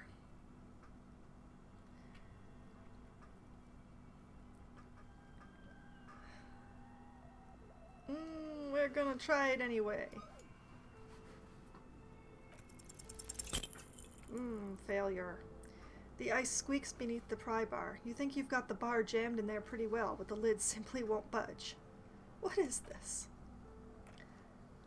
You see the pry bar's metal handle bending right before your very eyes. Oh no.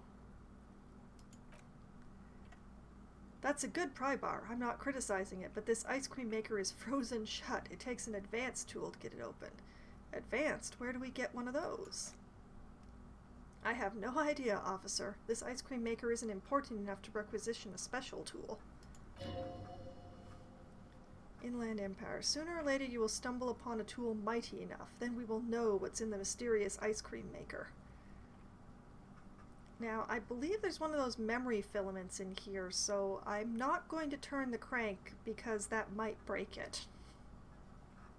So I'm just going to go and apparently find a better pry bar and come back later. But in the meantime, let's just put that back there.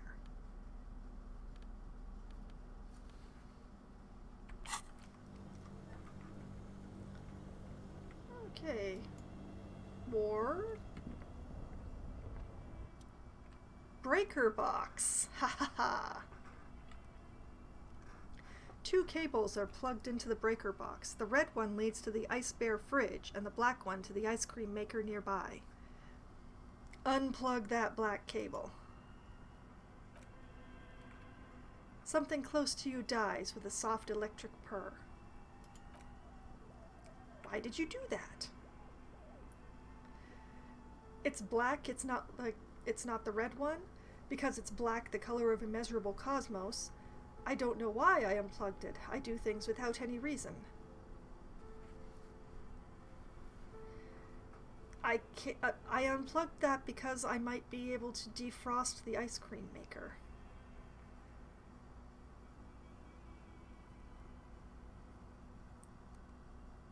Fine. I don't know why I unplugged it. The lieutenant raises his brows but doesn't say anything. The electric distribution board now has 1 cable missing.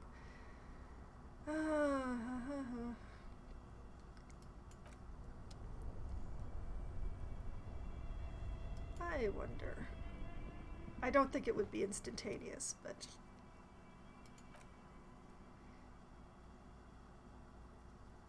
yeah, it's giving me the same thing. Super pry bar. Yes, yes.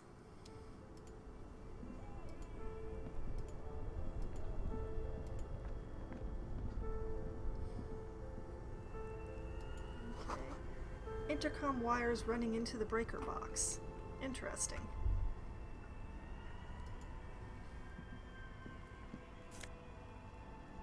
What is this?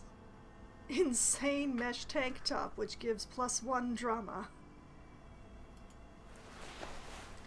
Well, there's a very impressive polar bear fridge in here that I got a note off of a bit earlier that indicates that there's like some sort of information, probably from the gaming company.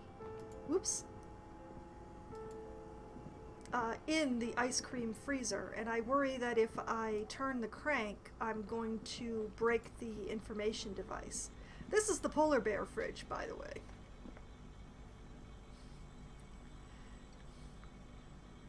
It is very impressive. Apparently people were trying to sell ice cream out of it.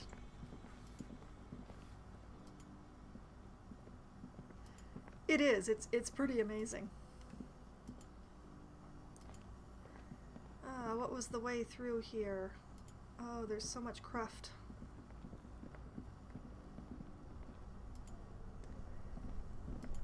But yes, because I believe that a data cube for the radio computers that they have in this universe is in there, I don't want to risk breaking it by turning the crank.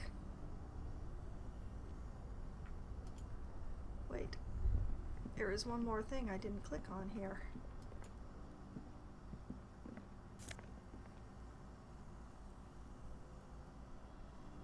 Oh, a health item. Excellent.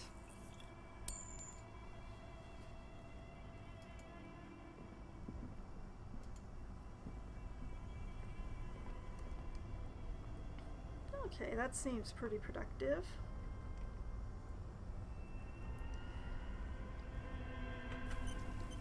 Now, there appears to be 2 ways of getting upstairs from here. I can go back the way I came. Oh, what's over here?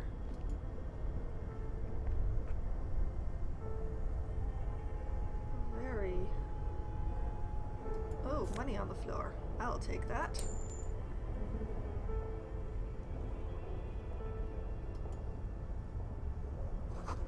A cellar window, people's feet shuffling by on the street. Okay.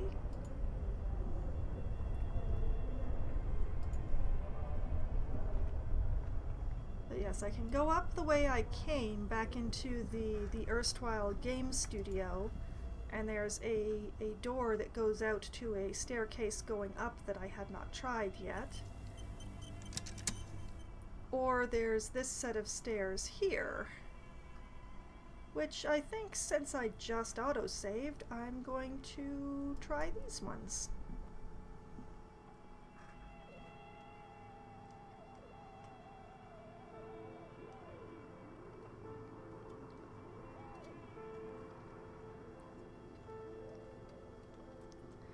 But yes, it appears that someone in this universe was attempting to develop a massive multiplayer game using radio computers, all wired together to a game master.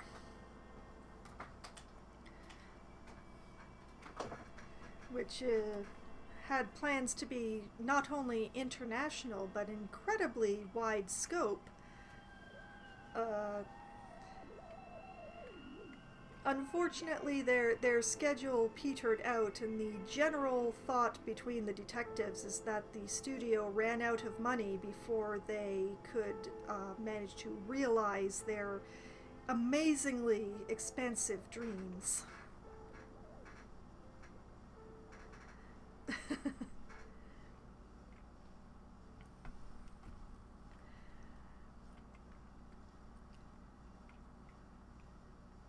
Yes. It's not even exactly a game within a game, because the game never actually came to fruition. It's a game development within a game. So...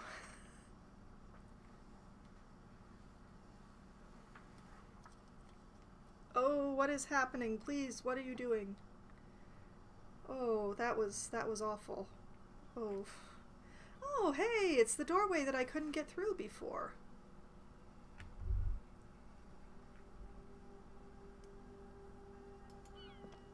Okay, so that's where that leads.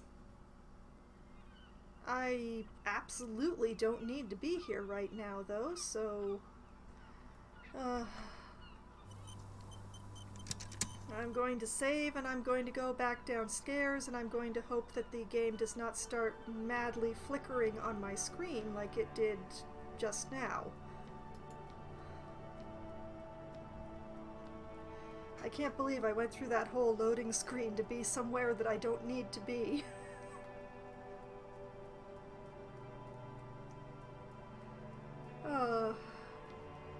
That's a bit disappointing that I had to go through all that just to end up practically where I started the game.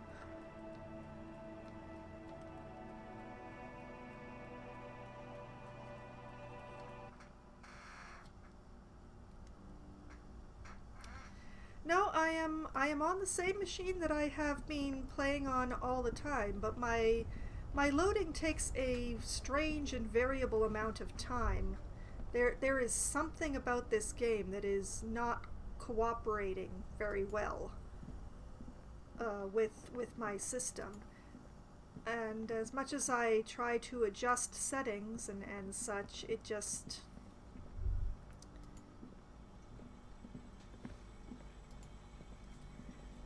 The very first session that I had with this game, I attempted to go down the stairs from my hotel room to the main lobby area of the hostel, and the entire game crashed. I have not had that happen since, but I'm paranoid constantly that it will.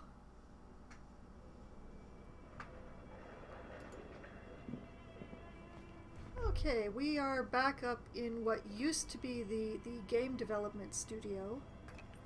Here is a diagram of their radio plans.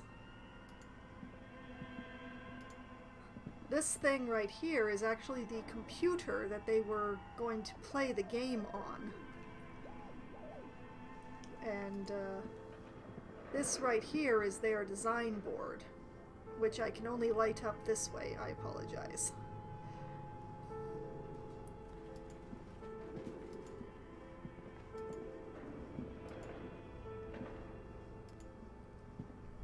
Yes, and then we have this hallway, which I have not really explored yet. But over here we have a staircase going up.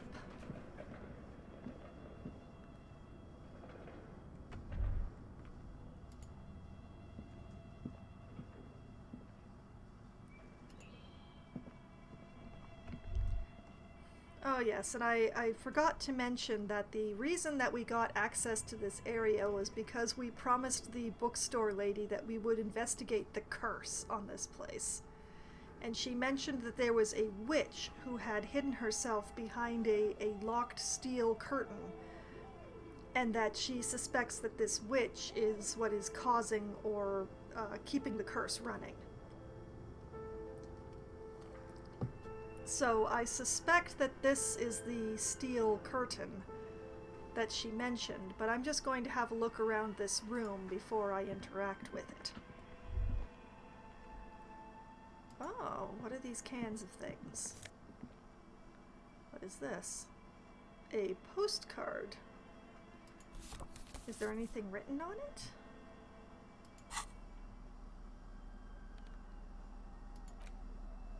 Let's see. The sunlight has made this postcard almost completely sepia-toned. Midtown traffic passes. Overhead, the ghosts of skyscrapers disappear into a beige midday mist, vapor rising from the delta on which the district was built. The postcard is prepaid. Well, it's not an interact item.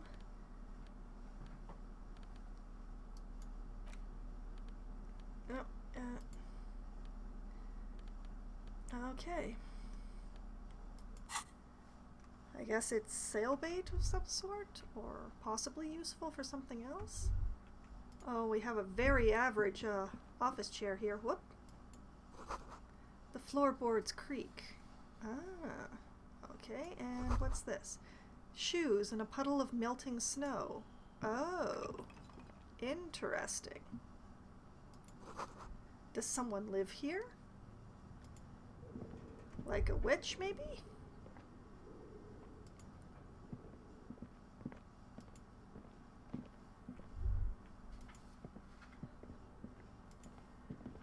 The question is, the bookshop owner was very paranoid about the curse and all that.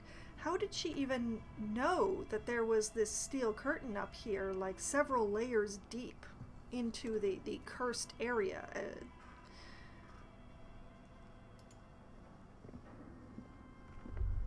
Curiouser and curiouser. The gun might. It's an antique though, and it's probably not usable. But possibly I could pawn it. Okay, let's try this. Safety curtains. An iron safety curtain curves before your eyes, folded like a bellows. It covers half the room, blocking the way into a colossal industrial chimney, which the entity is supposed to be hanging around in the chimney, so... This must be where the entity lives, just like I just mentioned. I'm on the ball. Logic. This is directly above the central furnace in the cellar. The voices probably came from here. Well, I only have the option of knocking on it or leaving, so let's knock. What an odd thing to do. Nothing happens. Knock on it harder. Still nothing. No one's home. Knock even harder. Those curtains proved to be surprisingly sturdy. Your fist hurts now. Okay, there must be another way to wake up whoever is in there. Maybe we can try yelling into the furnace downstairs? That sounds fun. Let's try that.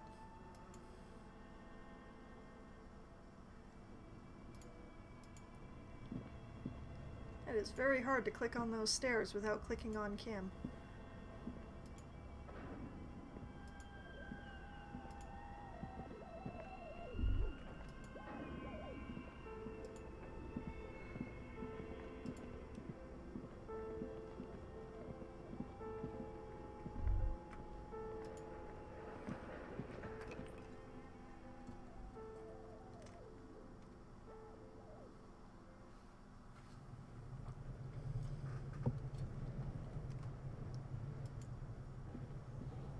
See, that loading screen was incredibly fast. Possibly because I've been here before. Today, I mean. Let's see. Ah, yes, here we go. And just in case...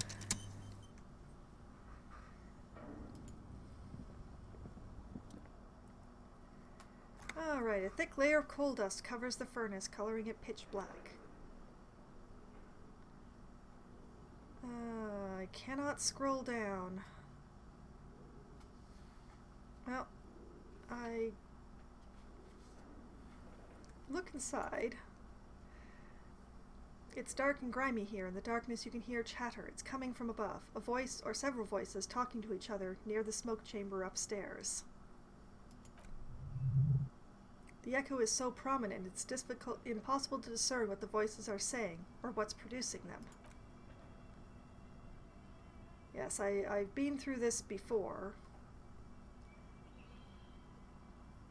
We're just going to follow the same track because it did actually lead to yelling hello into the furnace sooner or later.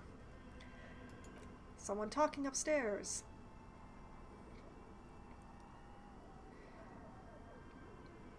Okay, so we have a 42% chance of success, of whatever success means, for yelling hello into the furnace. So, let's try it.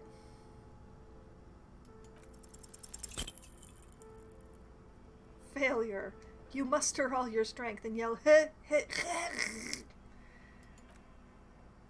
Your dehydrated, hungover throat can produce little more than a dry croak.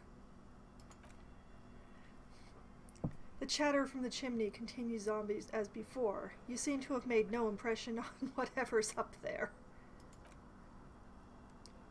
Then again, maybe it's worth actually trying something up there? Maybe you should let your voice rest, officer. Try again later. Kick it! Kick it! A hollow ring echoes through the furnace. Your toe hurts. I have hurt myself badly.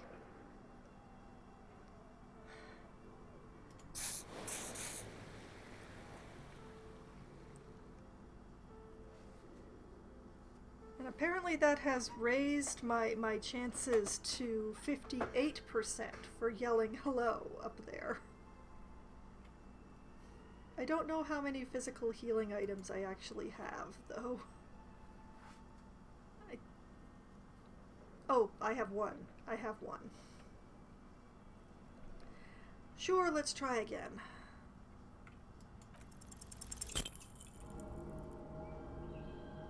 And my morale is... That was a failure. Another pathetic yelp sounds off into the vast darkness of the chimney. You're a little embarrassed you produced it. Oh, yeah.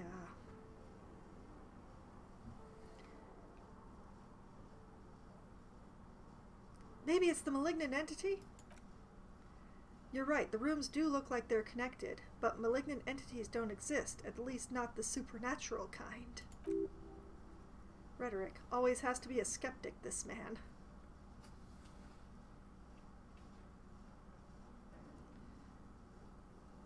I still have one more thing for morale. Oh, that's still locked. Okay. Obviously, I'm gonna have to figure out something else.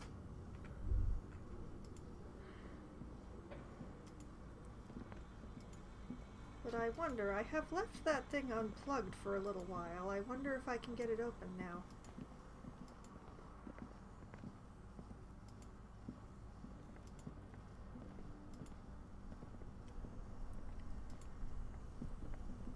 All this stuff right at the bottom of the screen makes it difficult to go anywhere fast.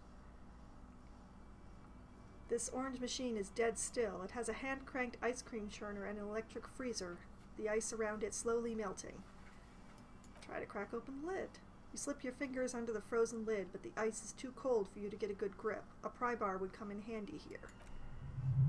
No, this is going to need something else. Some kind of super pry bar. Don't even try to open it with a regular pry bar. You're just wasting your time. If you want to try again, then you need to have the pry bar in your hand, detective. Yes, yes. Having already tried my regular pry bar and bent it a little. Okay. I need a better pry bar.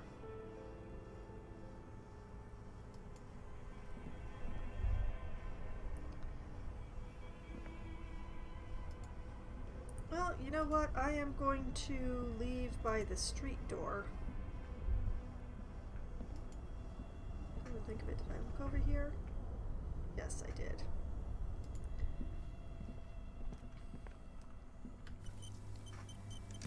I'm just going to leave by the street door so that I don't have to go by the bookshop owner again.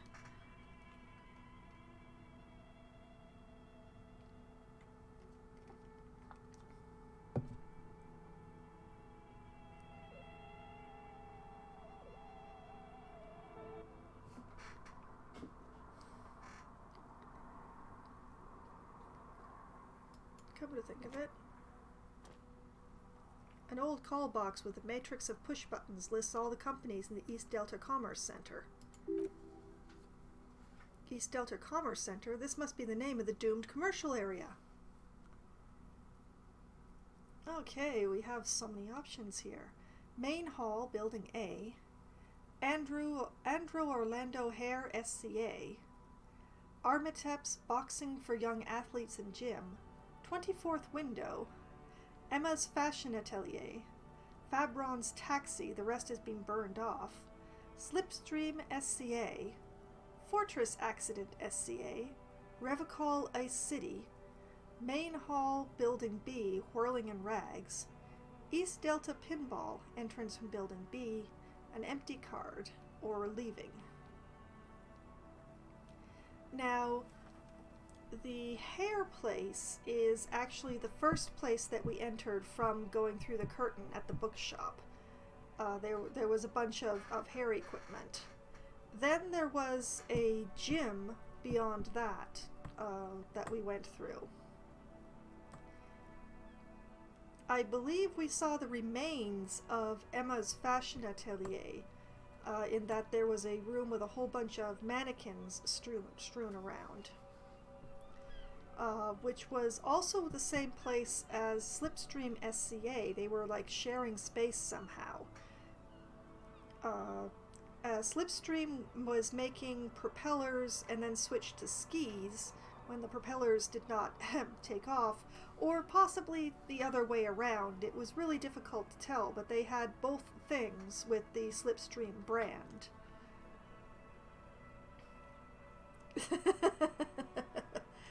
Revocol Ice City, I believe, is the place in the basement with the impressive bear fridge and the ice cream makers. Which leaves Fortress Accident SCA, Fabron's Taxi, and 24th Window as unidentified places. You missed me wandering around a lot, actually. I was just wandering around looking at all sorts of things. So, it is probable to me, my mind, that this Fortress Accident SCA is the game company that disappeared. So, I think I might actually try the 24th Window as possibly going to behind the locked curtain.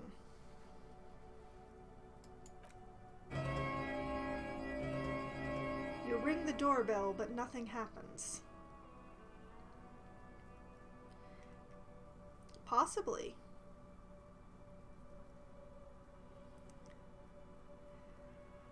Well, that definitely did not get an answer.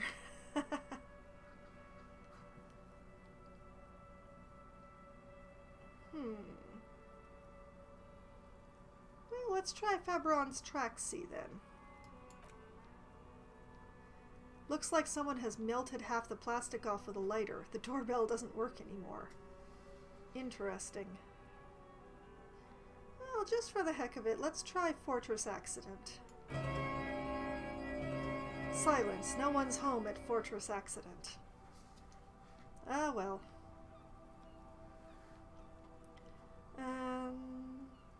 Well, I guess that's not really getting me anywhere.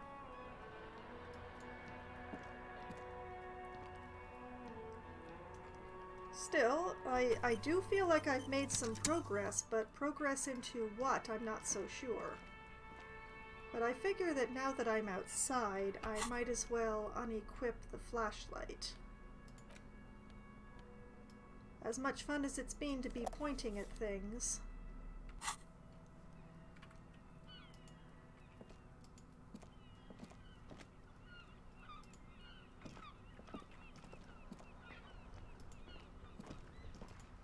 Okay, that was to the left.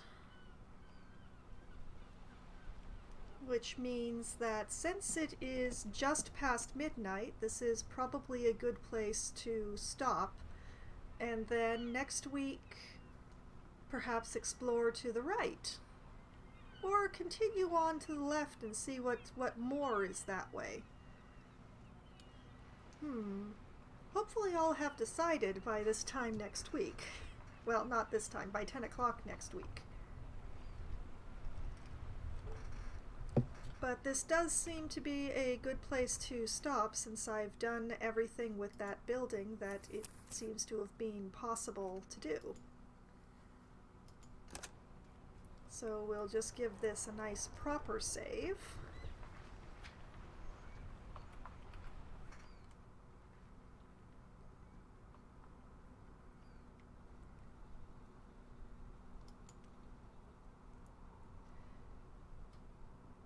Alright. And that was Disco Elysium for of me exploring an abandoned building.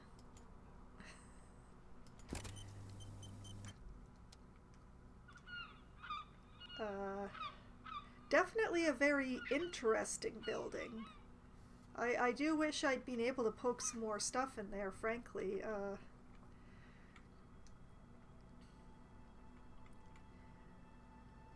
Perhaps next week I will try ringing more of the bells that I haven't rung. But it was a veritable mine of things back there. Oh, that's very flattering, Ezra. Thank you for the compliment.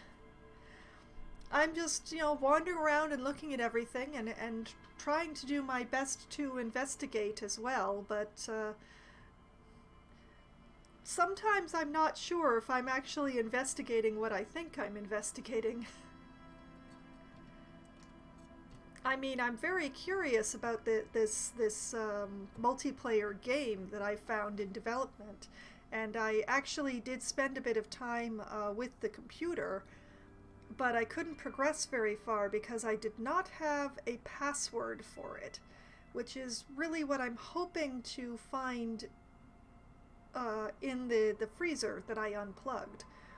So once a few hours have passed in game time, I'm probably going to try returning to the freezer in the hopes that it's defrosted enough for me to actually open it. Which would be awesome. So who knows?